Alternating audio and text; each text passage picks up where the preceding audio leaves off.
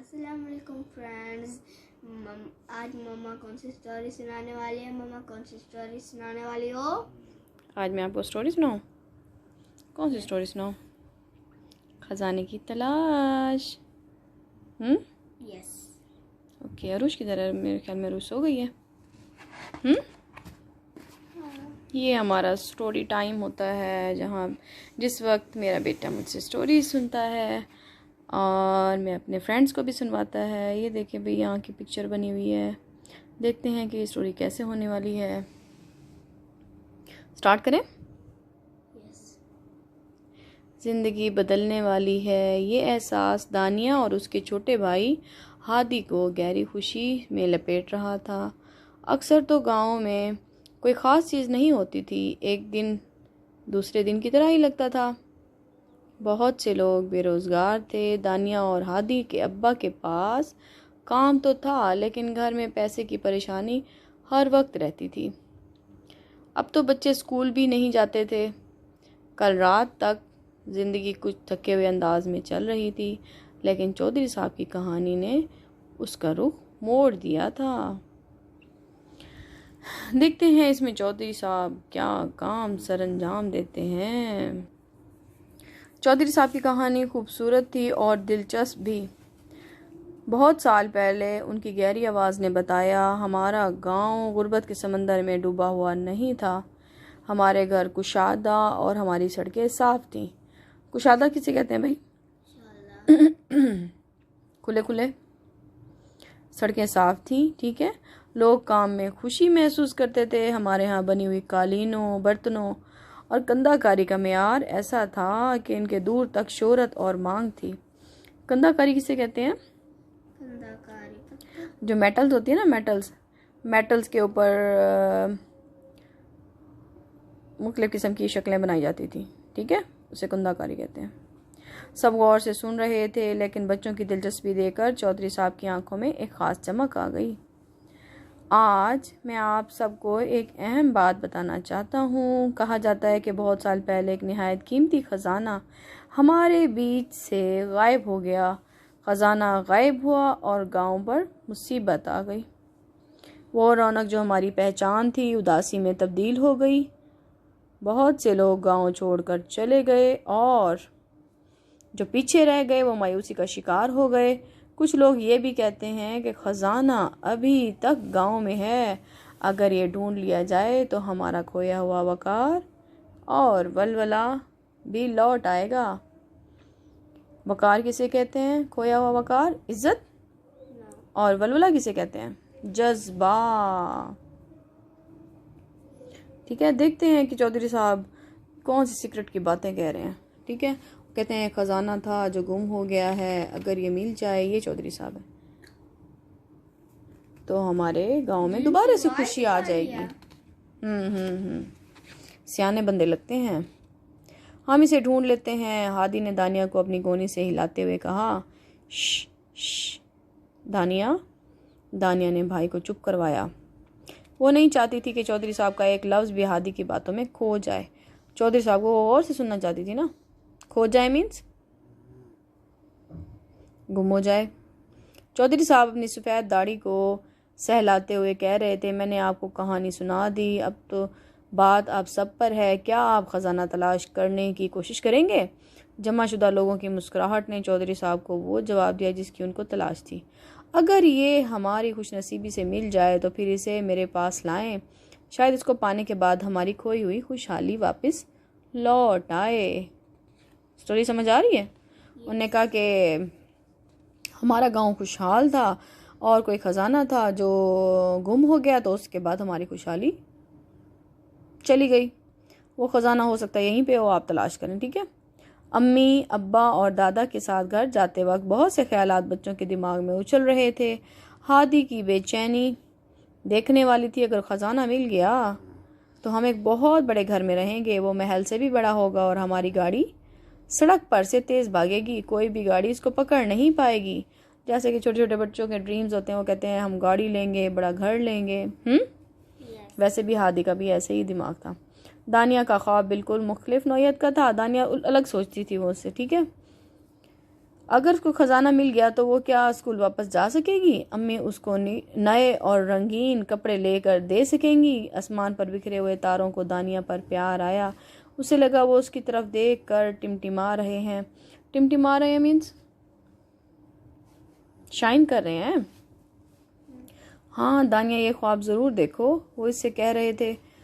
ऐसा कि उसे लग रहा था जैसे कि लड़कियां आपस में खुद से ही बातें करने लगती हैं। आसमान की तरफ देखा, उसे लगा है कि ये जो तारे हैं उसे कह रहे हैं कि भाई कि ऐसा भी मुमकिन है, अपना ख़जाना तलाश करने का सोचती रहो, ठीक है। ये दानिया ख्वाब देख रही है। ये देखें, ये उसका भाई हादी क्या ख्वाब देख रहा है, देखो पिक्चर में देखो, वो गाड़ी की बातें सोच रहा है। और दानिया क्या ख्वाब सोच रही है? दानिया स्कूल जाने के बारे में सोच रही है। बच्चे स्कूल तो जाते नहीं थे, घर के काम करने के बाद उनको खेलने की इजाज़त थी। अगले दिन फारिग होकर हादी ने कहा, दानिया चलो ख़जाना ढूंढने चलते हैं। चलें, तुम्हारा क्या ख्याल है, क्या वो किसी बड़े संदूक में ज़मीन की गहराइयों में दबा हुआ होगा? वो हाथ में पकड़ी हुई सोटी से सड़क को टटोलने लगा।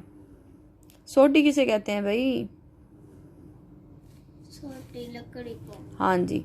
इतने में कुछ लोग जो तेजी से आगे जा रहे थे खुशी से चिल्लाए, चलो आओ हमारे साथ, हमें ख़जाना मिल गया, हमें ख़जाना मिल गया।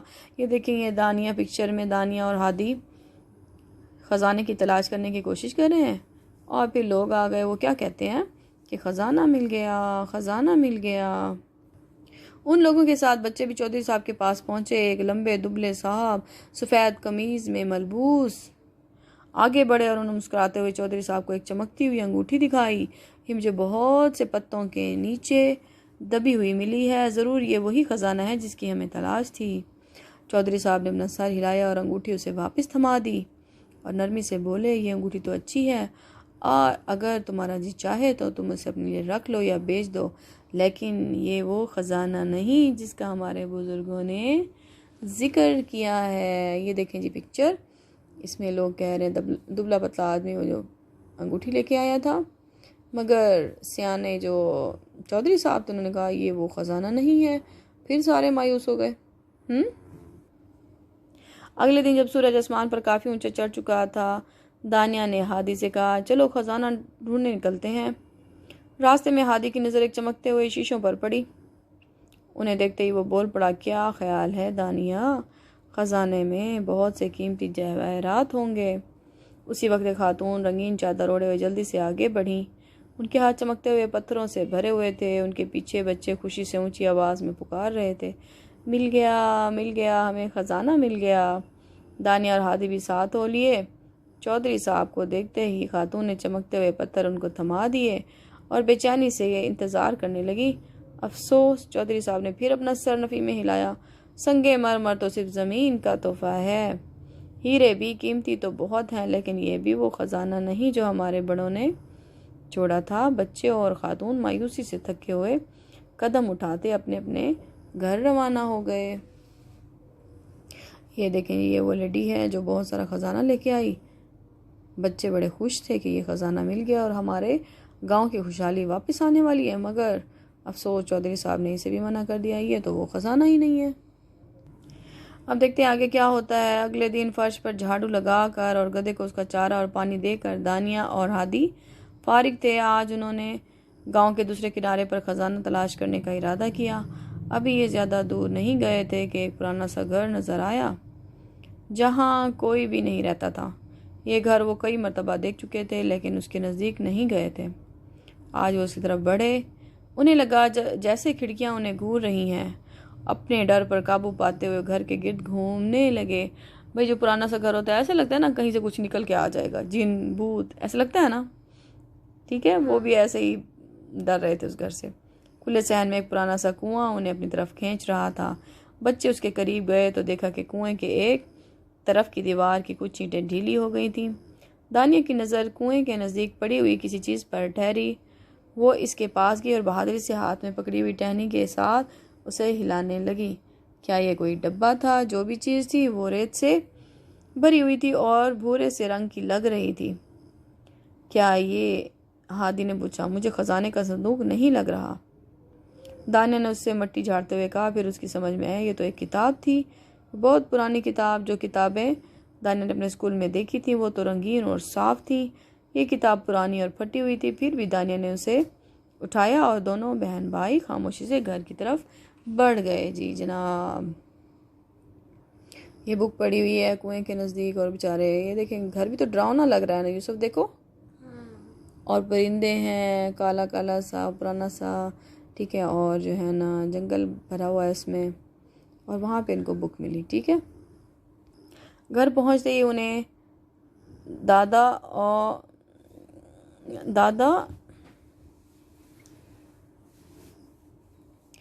दादा दरख्त के नीचे बैठे नजर आए। देखिए तो दादा हमें क्या मिला है, दोनों बच्चे एक साथ बोले। दादा ने अपनी मुशक्कत से थका हुआ हाथ आगे बढ़ाया और किताब को बड़ी मोहब्बत से पकड़ लिया। मुशक्कत किसे कहते हैं? मेहनत कर करके उसका हाथ थका हुआ था, ठीक है, मतलब वो मेहनती बंदा था। उसने किताब को बड़ी मोहब्बत से पकड़ लिया, पुरानी फटी हुई जिल्द खोली और बड़ी एहतियात के साथ हाथ से खस्ता सफ़ों को पलटा। खस्ता मीन पुराने। उनकी आंखें चमकने लगीं। बच्चे भी उनके पास बैठ गए। दादा ने कांपती हुई उंगली लकीरों पर दौड़ाए, फिर ऐसा बहुत ऐसा पढ़ना शुरू किया। काफ़ी अरसे बाद एक बहुत खूबसूरत मुल्क था।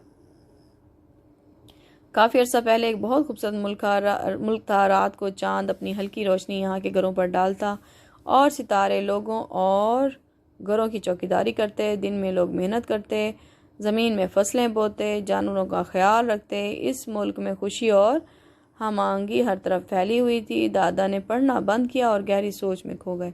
हादी बेचैन हो गया। दादा कहानी सुनाते रहिए ना। एक बार फिर उनको मुलायम आवाज़ ने पढ़ना शुरू किया। लोग अपने घरों में बहुत मुतमईन थे और जो फसलें उगाते उन्हें आपस में बांट कर इस्तेमाल करते। फिर एक दिन साथ वाले मुल्क के बादशाह की हवस से भरी नज़र इस मुल्क पर पड़ी। हवस किसे कहते हैं? लालच। वो उसे अपना बनाना चाहता था। उसकी फ़ौजों ने इस खूबसूरत बस्ती को कुचल कर रख दिया, घर जला दिए और अपनी सरजमीन छोड़नी पड़ी लोगों को। मुसव्वरों की बनाई हुई खूबसूरत तस्वीर ज़ाया कर दी गईं और किताबें ज़मीन में दफन कर दी गईं। ये जो दादा है ना, ये बच्चे को स्टोरी सुना रहा है। ये देखो पिक्चर में, देख रहे हो? एक मरतबा फिर दादा रुके और अब बच्चों को भी हिम्मत नहीं थी कि वो उन्हें आगे पढ़ने को कहें। एक लंबा सांस लेते उन्होंने किताब दानिया को दी और कहा, जाओ इसे चौधरी साहब के पास ले जाओ। बच्चे वो पुरानी किताब लेकर चौधरी साहब को ढूंढने लगे। उनके पीछे कोई नहीं आया क्योंकि उनके हाथ में सिर्फ एक पुरानी सी किताब थी। जब दानिया ने किताब चौधरी साहब को दी तो वो अपनी कुर्सी पीछे करके हस्बे आदत अपनी दाढ़ी से लादने लगे। उनके होंठों पर मुस्कुराहट फैल गई। बहुत एहतियात से उन्होंने जिल्द पलटी और फिर अपनी उंगली अल्फाज के नीचे रखी। सर हिलाकर एक सफ़ा पलटा। किताब पुरानी थी, उन्हें यह डर था कि उसके सफ़े फट ना जाएं। खामोशी से वो उसे पढ़ते रहे। थोड़ी ही देर में लोग वहाँ जमा हो गए। चौधरी साहब को इतना मसरूफ़ देखकर गांव में ये बात फैल गई कि कोई बहुत अहम चीज़ उन तक पहुंची है। आपको कुछ समझ आ रही है इसमें कोई बात? चौधरी साहब क्या देखना चाह रहे थे उसमें? ख़जाना क्या समझते थे? क्या दौलत? नहीं, दौलत तो मुझे नहीं लग रही। मुझे लगता है अब उनको ख़जाना मिल गया है। आखिर चौधरी साहब उठकर खड़े हो गए। उनकी आंखों में एक चमक थी। वो बोले, दानिया और हादी, तुमने ख़जाना ढूंढ लिया है। दुनिया हैरान रह गई। लेकिन चौधरी साहब ये तो बिल्कुल चमकदार नहीं है। हादी भी बोल पड़ा, और जेवर की तरह खूबसूरत भी नहीं है। चौधरी साहब मुस्कुराए। असल ख़जाना वो चीज़ नहीं जो सिर्फ पैसे से ख़रीदी जाए। असल ख़जाना तो वो अक्ल और तजर्बा है जो एक पुश्त दूसरी पुश्त को छोड़ कर जाती है। एक पुश्त किसे कहते हैं? मतलब एक जनरेशन दूसरी जनरेशन को। जो अपने हमारे बुज़ुर्ग हैं वो अपने बच्चों को देके जाते हैं। जो कहानियाँ हमारे बड़ों ने पढ़ी और सुनी वो हमारे लिए सोने से कहीं ज़्यादा कीमती हैं। जहाँ से ये किताब ढूंढी गई है वहाँ और बहुत सी होंगी। लगता है कुएं में ढेरों कहानियों का राज छुपा है। यही वो जगह है जहाँ हमारे बड़ों ने किताबें महफूज रखी। जाओ उन्हें जमा करो और उनकी कदर करो। अपने हाथ से बहुत प्यारे अपना हाथ बहुत प्यार से किताब पर फेरते हुए वो गाँव वालों से कहने लगे, हमारी माजी की कहानियाँ हमें बहुत से असूल सिखाएंगी जो हम भूल चुके हैं। सही और गलत की पहचान कराएंगी। जाओ किताबें चुन लो और उन्हें घर जाकर पढ़ो। अपनी माजी की कहानियाँ अपने बच्चों के साथ बांटो। उन्हें हर रात पढ़ कर कहानी सुनाओ, फिर उन्हें पढ़ना सिखाओ और तुम्हारी मुफलिसी को इल्म दूर कर देगा। जी जनाब, क्या समझ आया इसमें? इल्म बहुत बड़ी दौलत है, ठीक है? ये क्या बात हुई भाई? इल्म से हम बहुत कुछ सीख सकते हैं, ठीक है? इल्म से हम तरक्की कर सकते हैं। जो साइंटिस्ट ने वो कैसे उन्होंने तरक्की की थी बताओ? इल्म से। और जो भी दुनिया में प्रोग्रेस हो रही है, हमने ये टेलीफोन लोगों ने ईजाद किया, किसी ने क्या टेलीविज़न ईजाद किया, किससे? इल्म के ज़रिए से, ठीक है? गांव वालों ने बिल्कुल यही किया। दानिया और हादी कई रातों तक दादा कहानियाँ पढ़ कर सुनाते रहे और उन्होंने बच्चों को आहिस्ता आहिस्ता पढ़ना भी सिखा दिया। एक किताब ख़त्म होती तो दूसरी किताब शुरू कर देते। कुएं के आसपास से बहुत सी किताबें मिल गई थी। गांव वालों ने फैसला किया ये किताबें किसी एक शख्स की मलकियत नहीं होंगी, ये ख़जाना पूरे गांव का होगा। इसलिए उन्होंने एक खूबसूरत कमरा तामीर किया और मजबूत लकड़ी की अलमारी बनाई। इस कमरे का नाम उन्होंने दारुल कुतुब रखा। यहाँ वो सारी खुशी, इल्म और तजर्बा जिसकी उनको ख्वाहिश थी पाया जाता था, ठीक है? ये देखें, ये दारुल कुतुब उन्होंने बनाया, लाइब्रेरी बनाई है, ठीक है?